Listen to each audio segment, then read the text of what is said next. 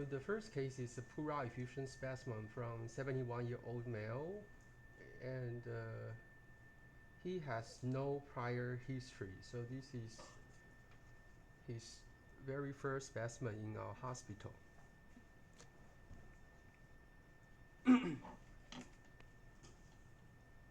So on low power view, you can feel that we do have a lot of inflammatory cells in the background, so mostly lymphocytes.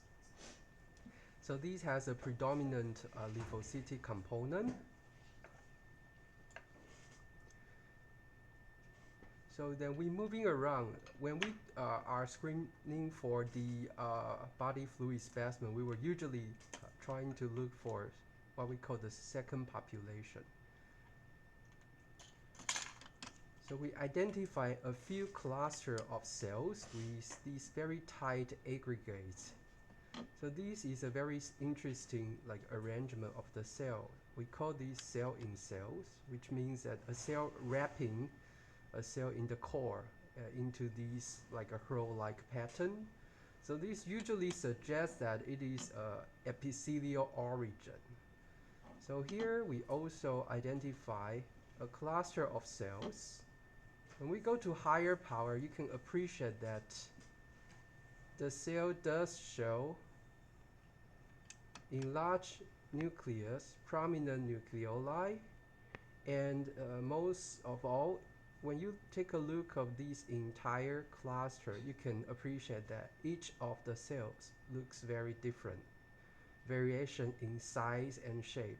So this is consistent with metastatic adenocarcinoma, with this glandular arrangement as well as vesicular chromatin and prominent nucleoli. So this is diagnostic for metastatic adenocarcinoma in the pleural cavity. We don't have a lot of tumor cell in this specimen. We also perform cell block preparation for most of our pleural effusion specimen. So in this cell block preparation, it looks very similar from what we see in the cytospin preparation. We see a lot of inflammatory cell in the background, but also scattered tumor cell. So because this is a new patient, this is his very first specimen in our hospital, usually we will want to confirm the origin of the adenocarcinoma, which is most commonly in the pleural effusion coming from the lung. So this is a TTF1 immunostain. So we can identify that the tumor cells are positive in the nucleus. So this is consistent with lung adenocarcinoma with pleural cavity spreading. So this is diagnostic for adenocarcinoma, and we confirm the origin is coming from the lung. So if the cell block preparation have more tumor cells, we can use that specimen for molecular testing. The most important one is EGFR mutation, which account for around half of our patient, and these patients can be benefit from EGFR tyrosine kinase inhibitor. But because the specimens are very scant in tumor cells, so we won't be able to do the molecular testing from that specimen. So this is our second case, a 71-year-old male. We are actually the same patient, just different specimen. That's why they look very different from each other, very similar from each other. Yeah, but because me and Dr. Shi got this case separately, so we repeated our TTF1. Again, new patient, and very, a lot of inflammatory cell in the background. Our screener do a good job by identify very rare atypical cells in the cytospin preparation.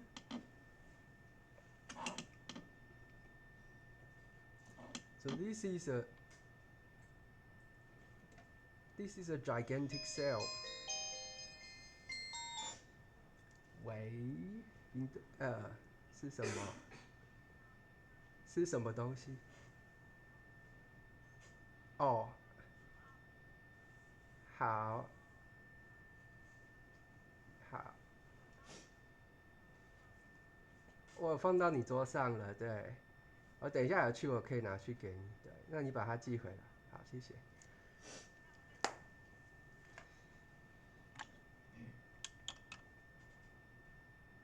So you can see that the cell is very big, and the nucleoli is also very big, very similar to the lymphocyte.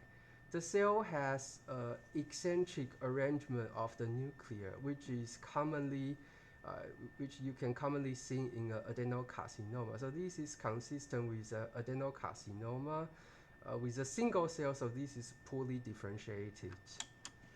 So again, the specimens show very scant tumor cells. We have a cell block preparation.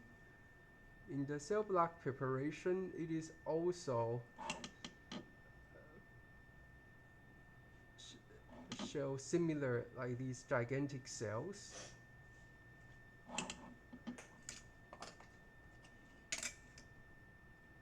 So usually we will only do TTF1 for one specimen, but because we get the specimen spontaneously, seem like at the same time, and from different sign out doctors, so we repeat the TTF1, but this is still positive for TTF1.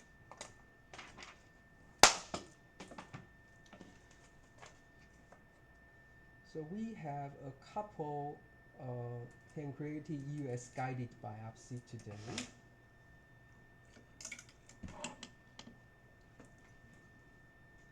So this is EUS guided aspiration through duodenum. So in this type of specimen, we expect that we can see some benign element throughout the aspiration tract. So the most inner one is the duodenal mucosal tissue. So here we have a nice honeycomb arrangement of a glandular cell with a flattened sheets. So this is consistent with intestinal mucosa cell, benign, normal. So then we go to the other cluster.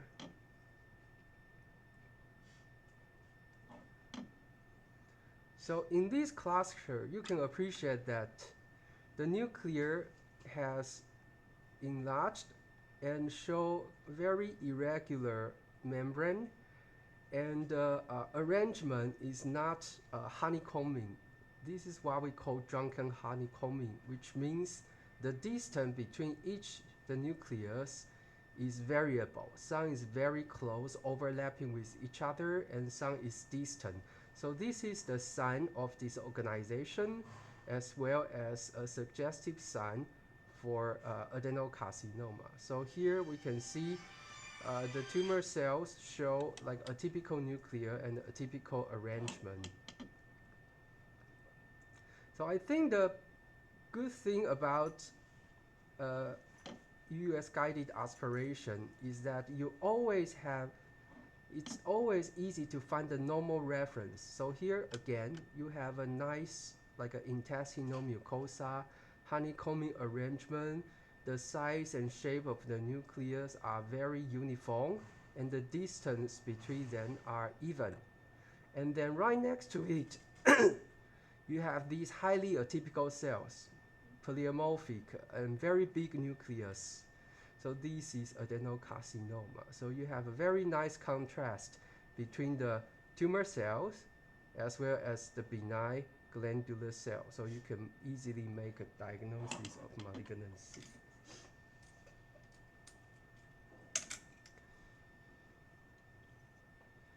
So the next case is also a EUS guided aspiration. In this hospital, we are now have 5 doctors to do the Whipple aspiration, Da Vinci Whipple aspiration. So we have a lot of patients with pancreatic cancer. So every week we probably diagnose 5 new cases. So for this case, you can appreciate that this is a benign intestinal mucosa. You can even see the mucin, like a cap. If you focus up and down, you can see this is the mucin on top of the nucleus.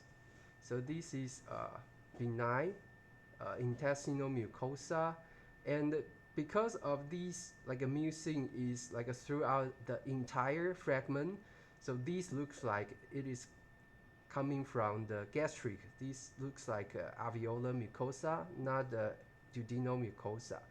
When the duodenal mucosa, you can see scattered like a goblet cell instead of like an entire fragment of mucosal cell have this mucin. So this is foveolar mucosa, and right next to it, you can see this is highly atypical. The nucleus are bigger, like a 2 to 3 times bigger than the adjacent mucosal cells. The nucleus is not rounded.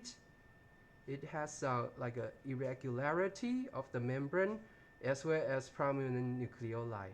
And you can appreciate within the cluster, each of the cells looks different in size and shape. So this is positive for adenocarcinoma. So for this specimen, we do have a lot of tumor cells. So these are all malignant glandular cells. So this is easy to make diagnosis of adenocarcinoma. Additionally, for the pancreatic adenocarcinoma, it is quite common that you can see desmoplastic stroma. So this fragment of stroma is a classic example of a desmoplastic stroma that you can appreciate that very irregular collagen fiber as well as fibroblast together in these tight cluster. And sometimes you can even see glandular cell here. So this is actually a cytology example of stromal invasion. So the third case today, also pancreatic EUS guided biopsy aspiration. So again, here we have these highly atypical clusters. The cells show vesicular chromatin and with three-dimensional arrangement. Some of the cells have these like a tall columnar shape, and here we also see luminal border. So this is a glandular cell. So this is consistent with adenocarcinoma.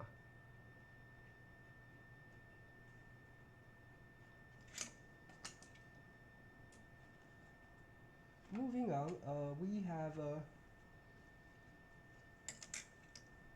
bone aspiration specimen from an 86-year-old male who has no prior history.